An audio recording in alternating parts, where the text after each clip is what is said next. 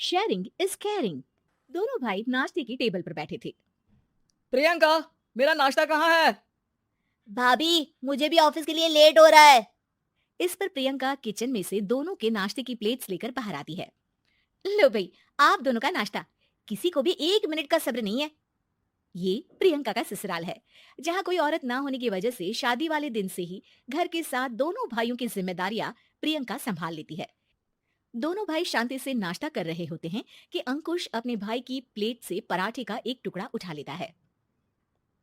आपको पता है ना, मैं खाना शेयर नहीं करता, फिर भी मेरी प्लेट में से खाना जरूरी है क्या? अरे हद हो गई है, मुझे नहीं खाना अब।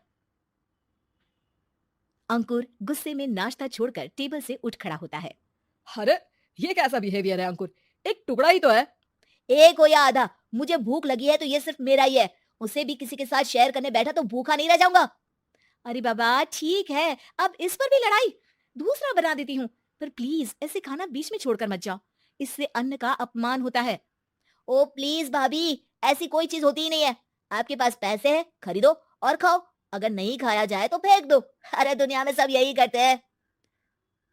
अंकुर बैग उठाकर ऑफिस के लिए चला जाता है, जिसके पीछे उसका बड़ा भाई मायूस सा घर में खड़ा रह जाता है। जिसने बचपन से सोने की चम्मच में खाया हो, उसे दुनिया के बारे में क्या पता होगा। वैसे गलती तो हमारी ही है। अगर कभी बचपन में ही सही गलत का फर्क सिखाया होता तो आज ये हाल नहीं होते। आप फिक्र क्यों करते हैं जी? भगवान है, वो जो भी करता है सबकी भलाई के लिए ही करता है। और जब वो चाहेंगे तो अपनी तरह से अंकुर भैया को भी सब कुछ सिखा देंगे। पत्नी की बात पर विश्वास कर अंकुश भी ऑफिस चला जाता है। सुबह से दोपहर होती है और अंकुर लंच करने ऑफिस के पास वाले रेस्टोरेंट में पहुंचता है, जहां वो एक साथ बहुत सारा खाना ऑर्डर कर देता है। सर, क्या कोई आपको ज्वाइन करने वाला है? नहीं तो क्यों? अब कुछ नहीं सर, ऐसे ही। वेटर चला जाता है और कुछ देर में अंकुर का ऑर्डर लेकर वापस आता है, जिस पर अंकुर सब डिशेस में से थोड़ा थोड़ा खाकर बाकी ऐसे ही छोड़कर बिल देकर चला जाता है। वाह भगवान तेरी माया, कहीं कोई एक एक टुकड़े के लिए तरसता रहता है और ये 5 लोगों का खाना ऑर्डर करके एक का भी पूरा नहीं खाते। पैसे वालों की माया। वेटर टेबल साफ कर बचा हुआ सारा खाना लेकर रेस्टोरेंट के पीछे घूम रहे बच्चों के पास पहुंच जाता है, जिसे देख बच्चों के चेहरे खिल उठते हैं। वाह, आज इतना सारा खाना आया। थैंक यू भैया, भगवान आपको खाने की फैक्ट्री बना दे। अगर ये फैक्ट्री मेरी होती तो तुम लोगों को कभी किसी का झूठा बचा हुआ खाना नहीं खाना पड़ता। चलो तुम लोग खाओ, पर ध्यान रखो किसी को पता ना चले, नहीं तो मेरी नौकरी चली जाएगी। इसी के साथ दिन बीतता है और रात को दोनों भाई एक साथ घर पहुंचते हैं। कुछ देर में सब डिनर करने बैठते हैं, जहां अंकुश अंकुर को समझाने की कोशिश करता है। अंकुर, अगर हमें लाइफ में सब कुछ मिला है, इसका ये मतलब नहीं कि तुम उसका गलत फायदा उठाओ, बल्कि तुम्हें उसकी मदद से दूसरों को भी मदद करनी चाहिए। भैया, जिनके पास नहीं है उनकी वजह मैं तो नहीं ना।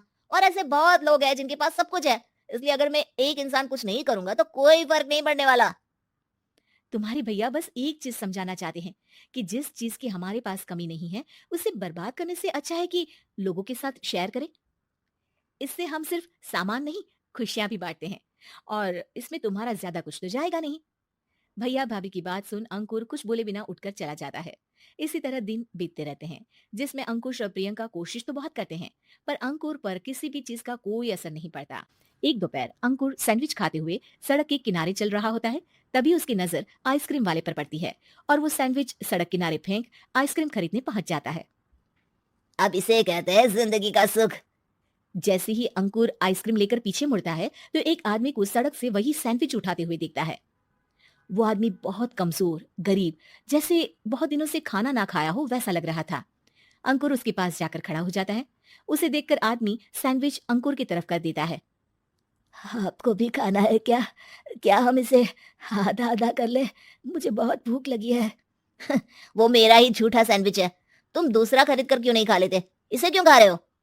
अरे भैया, अगर खरीदने के पैसे होते तो 4 दिन से भूखा नहीं घूम रहा होता।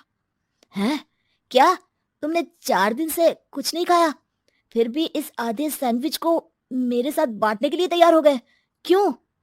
अरे भैया, पैसा नहीं है तो क्या हुआ, इंसानियत आज भी उतनी महंगी नहीं हुई, और ना ही उस पर अमीर गरीब का टैग लगा है जो हम उसे रख ना सके।